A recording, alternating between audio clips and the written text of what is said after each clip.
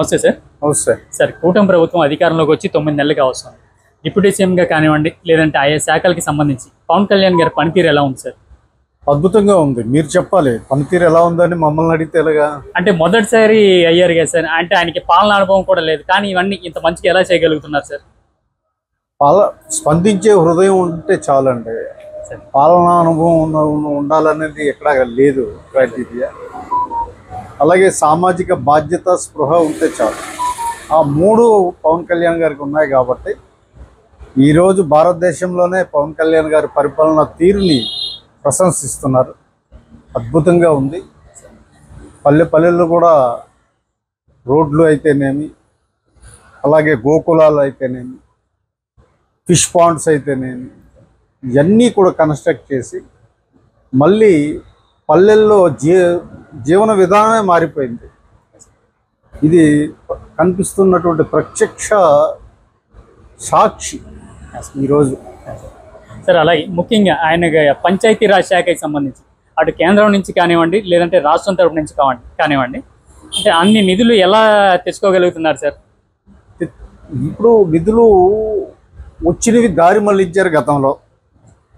గత ప్రభుత్వం పంచాయతీరాజ్ నిధులన్నీ కూడా దారి మళ్లించి వాళ్ళ సొంతంగా వాడుకుంది.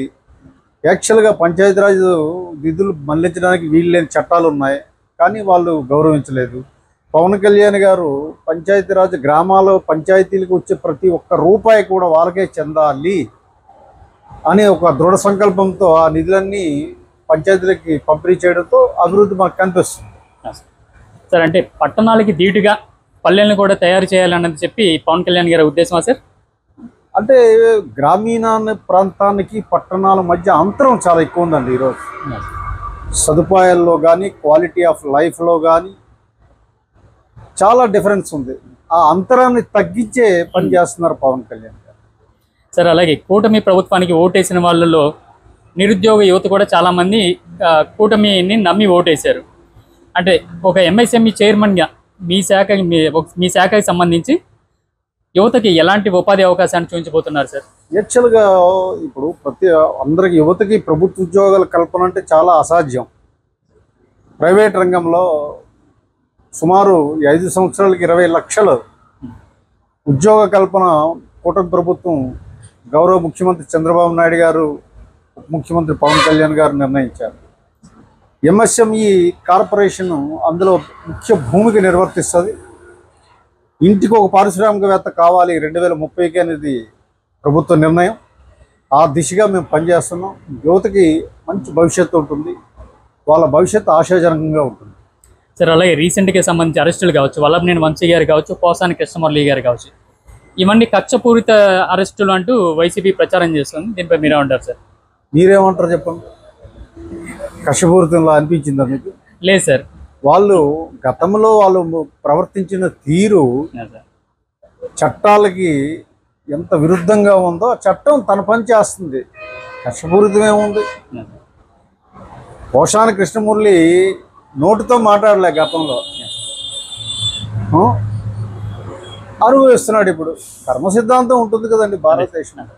అంటే ముఖ్యంగా ఇంట్లో ఆడవాళ్ళని బాగా పవన్ కళ్యాణ్ గారి పర్సనల్గా మరి ఒక స్థాయికి మించి మాట్లాడారు. దానివల్ల ఈ ఫలితం అంటారా? ఖచ్చితంగా అండి. ఇప్పుడు ఎవరినైనా సరే ఇష్టారీతిగా మాట్లాడే హక్కు రాజ్యాంగం కల్పించలేదు.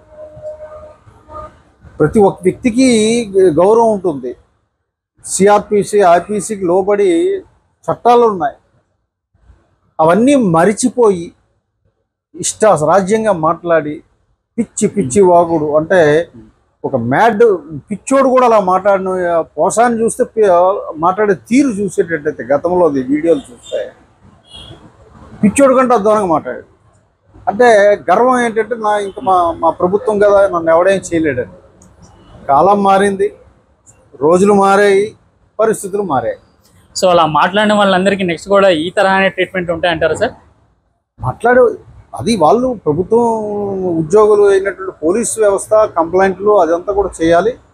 కాకపోతే నిష్పక్షపాతంగా ఏ రకమైనటువంటి చట్ట దుర్వినియోగం లేకుండా చేయాలని మా ప్రభుత్వం ఆదేశించింది.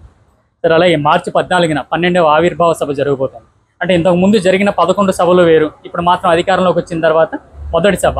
ఎలా జరగబోతుంది సార్ ఇది? అద్భుతంగా జరుగుతుంది, అది పండగలా జరుగుతుంది. సార్ ఎందుకంటే మీరు అన్నట్లు అధికారంలోకి వచ్చాక మొట్టమొదటి ఆవిర్భావ సభ, జనసేన ప్రయాణం, ఇది ఒక మజిలీ. సో ఆ రోజు మా అధ్యక్షులు దిశానిర్దేశం ఇస్తారు పార్టీకి, పార్టీ భవిష్య ప్రణాళిక ఏంటి, నడవడిక ఏంటి, తీరేమిటి, అవన్నీ కూడా తెలియజేస్తారు. ఒక పండగ వాతావరణం ఆల్రెడీ రాష్ట్రం అంతా నెలకొని ఉంటుంది.